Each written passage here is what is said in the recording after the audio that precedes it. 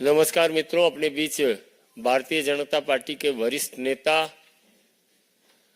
दिल्ली के पूर्व अध्यक्ष सांसद मनोज तिवारी जी आपको संबोधित करेंगे।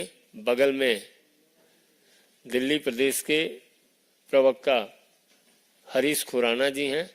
मेरा विनम्र निवेदन है माननीय मनोज जी से आपको संबोधित करें।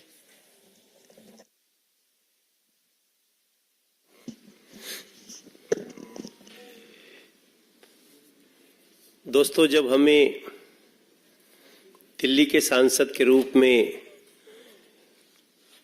काम करते करते अचानक पता चलता है कि दिल्ली के लोगों को, जिन लोगों ने, जिस आम आदमी पार्टी ने बहुत सारे सपने दिखाए, वो किस प्रकार से उन सपनों के बहाने दिल्ली की भोली भाली जनता को लूट लेते हैं, तब हमें बहुत दुख होता है और कुछ बातों को लेकर के हम दिल्ली की जनता के बीच आते हैं, कभी सड़कों पे भी, कभी मीडिया के थ्रू भी और कभी सभाओं के मार्फत भी।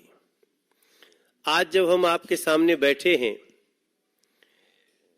तो मुझे आपको एक और जानकारी देते हुए दुखी हो रहा है कि दिल्ली की आम आदमी पार्टी की सरकार, जिसके मुखिया अरविंद केजरीवाल हैं, जिनके कई लोग अभी भी लगातार जेल के शिक्षों के पीछे हैं और कोर्ट उनको बेल भी नहीं दे रही है, लेकिन वो अपने अन्य घोटालों से भी बाज नहीं आते हैं और लगातार जिस प्रकार से दिल्ली के भिन्न भिन्न क्षेत्रों में लूट करते हैं वो जारी रहता है। उस पे ऐसा लगता है न तो उनको कोई अफसोस है और न ही कोई उस पे रुकने की कोई मनसा है। कल लोकायुक्त में हमारा केस था। करीब 2016 की एक घटना को लेकर के हमने, हमारे भाई हरीश खुराना जी ने और हमारे एक दो अन्य साथियों ने भी, हम लोगों ने एक केस दायर किया कि दिल्ली में क्लासरूम घोटाला हुआ है। पहली बार तो किसी को समझ में नहीं आया, जिन अथॉरिटी को हम समझा रहे थे। मीडिया को समय भी आश्चर्य हुआ था। कल जब हमारा केस एक लंबे समय के बाद लोकायुक्त महोदय के पास गया, लोकायुक्त महोदय ने डीओबी, डायरेक्टर ऑफ विजिलेंस, इनकी रिपोर्ट्स मांगी और कल जो फैसला आया है उस फैसले की प्रति हमारे पास है। ये है उस फैसले की प्रति जो कल लोकायुक्त महोदय ने रेस्पोंडेंट नंबर 1, रेस्पोंडेंट नंबर 2 को सम्मन किया है इस क्लासरूम घोटाले में सस्पेक्ट मानते हुए। अब रेस्पोंडेंट 1 और 2 कौन है, ये आपके लिए जानना बहुत महत्वपूर्ण है और दिल्ली के बच्चे बच्चे के लिए जानना बहुत महत्वपूर्ण है। वो है मनीष सिसोदिया और सत्येंद्र जैन। Manish Sisodia respondent number 1। जब हम रेस्पोंडेंट नंबर 1 कहें तो आप समझ लीजिएगा मनीष सिसोदिया की बात हो रही है, और रेस्पोंडेंट नंबर 2, ये जो कोर्ट की भाषा है उसमें सत्येंद्र जैन है। आपको इस फैसले की एक छोटी सी बात में अंग्रेजी में कोट करता हूं कि matter of construction of 7180 classrooms in priority 1 project and construction of 12748 classrooms in priority 2 project by Education Department and the Public Works Department of the GNCTD। इस केस में जहां हमने कहा था, आपको शायद याद भी हो, ये पंक्ति हमारे तरफ से आई थी कि 5 लाख का कमरा 25 लाख में। हमने तब 25 लाख कहा था, 5 का 25 एक लाइन चल रही थी पूरे दिल्ली में। बेसिकली अब ये 5 का 33 है। जो कमरा 5 लाख में बन सकता था उसको 33 लाख में बनाने का इन लोगों ने टेंडर किया। क्लासरूम बने ये हम चाहते हैं, क्योंकि हम भी बहुत चिंतित हैं कि दिल्ली के क्लास में जहां 30 लड़के एक क्लास में होने चाहिए वहां 50 से भी ज्यादा एक क्लास में लड़के पढ़ते हैं, इसलिए उनके साथ न्याय नहीं हो रहा। शिक्षा मौलिक अधिकार है, शिक्षा के साथ खिलवाड़ नहीं होना चाहिए।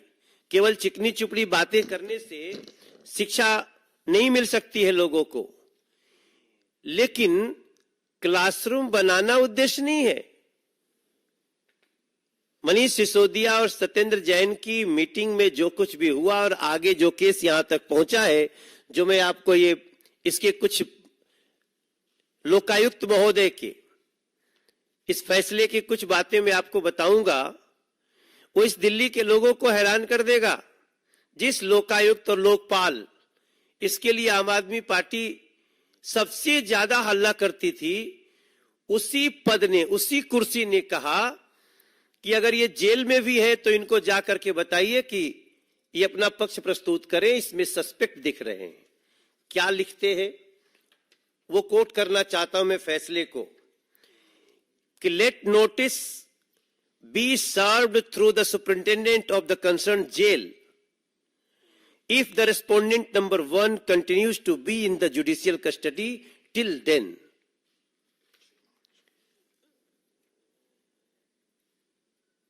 शेम है ऐसे लोगों पे। और इस केस में जब लोकायुक्त महोदय इस जगह तक पहुंचे हैं, हमारे जो लर्नेड वकील हैं अमित तिवारी, नीरज गुप्ता, उन लोगों की बहस के बाद मैं चूंकि खुद भी कल कोर्ट में उपस्थित था, हम लोकायुक्त महोदय के चेहरे का एक्सप्रेशन भी देख रहे थे, हैरान थे। ऐसा भी हो सकता है। आपको जान के आश्चर्य होगा कि जब 7,180 कमरे बनाने के लिए 999 करोड़ रुपए के टेंडर हुए, तो वो किसी और बड़ी कॉम्पिटेंट अथॉरिटी के पास न जाए, सिर्फ एजुकेशन मिनिस्टर और पीडब्ल्यूडी मिनिस्टर के ही पास रहे, कैबिनेट में न भेजना पड़े, ताकि कैबिनेट में जाए तो एलजी के पास न जाना पड़े। इसलिए इन लोगों ने 999 करोड़ के टेंडर को 16 टुकड़ों में बांटा, जिससे वो 100 करोड़ से नीचे हो गया। और रूल यह है कि 100 करोड़ से नीचे के प्रोजेक्ट को, टेंडर को मंत्री अपने स्तर पे कर सकते हैं, लेकिन प्रोजेक्ट तो एक ही था। और 999 करोड़ को जब ये 16 टुकड़ों में बांटते हैं, तो उनके नीचे के अधिकारियों ने उसको 65 टुकड़े में बांटा। तो फिर मैं पूछना चाहता हूं, मिस्टर अरविंद केजरीवाल, जो इस समय कट्टर भ्रष्टाचारी के परिभाषा में खड़े हैं, कि क्या ये आपका मोडस ऑपरेंडी है? क्या यह आपका अपराध करने का एक तरीका बन गया है? क्योंकि इसके पहले भी कई बार ऐसा हुआ कि एक प्रोजेक्ट को ये कई टुकड़ों में बांटते हैं ताकि किसी और कॉम्पिटेंट अथॉरिटी को न जा सके। आज जब हम आपके सामने हैं, इन लोगों को समन हो चुका है और हेल्थ के आधार पे सत्येंद्र जैन अब इनकी इलाज चल रहे हैं, लेकिन हमें लगता है इस क्लासरूम घोटाले के रूप में इन लोगों ने एक और बहुत बड़ा अपराध किया। 999 करोड़ को जो इन लोगों ने बांटा था 16 टुकड़े में, उसको 65 टुकड़े में बांटा और उसको सीधे डबल कर दिया। मतलब एक एग्जाम्पल के रूप में, अगर एक क्लासरूम का 27 करोड़ रुपए का बजट एक स्कूल में पड़ता था, 27 करोड़, तो इन लोगों ने एक बब्बर एंड बब्बर एसोसिएट्स और एक तेवतिया ग्रुप, जो इनका ये जो राजमहल बनाने में जो अभी केस चल रहा है, उनको बिना किसी मीटिंग के, बिना किसी टेंडर के उसको पर स्कूल 27 करोड़ की जगह 54 करोड़ में करके दे दिया। दिल्ली के लोगों का पैसा। तब हम पूछना चाहते हैं कि 5 लाख में बनने वाला कमरा 33 लाख तक पहुंच गया। दिल्ली के लोगों का, आम लोगों का, भोले भाले लोगों का पैसा लूट खाया आम आदमी पार्टी ने, और बच्चों के स्कूल बनाने के नाम पर भी लूट कर दी। दिन हम पूरा विश्वास करते हैं कि हम इस लड़ाई को, जो अब एक तफ्तीश इन्वेस्टिगेशन के साथ चलेगी, इसमें भी दोषियों को कड़ी सजा मिले और ऐसे लोगों को दिल्ली के लोग पहचाने। इस जानकारी के साथ मैं अपनी वाणी को विराम देता हूं।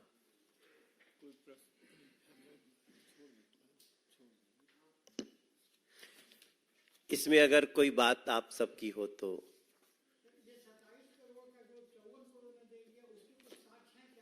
जी हां, ये सब कुछ डीओबी, डायरेक्टरेट ऑफ विजिलेंस, इसने पहले, लोकायुक्त महोदय ने पहले इसकी रिपोर्ट मांगी थी डीओबी से, उनके रिपोर्ट भी आ चुके हैं।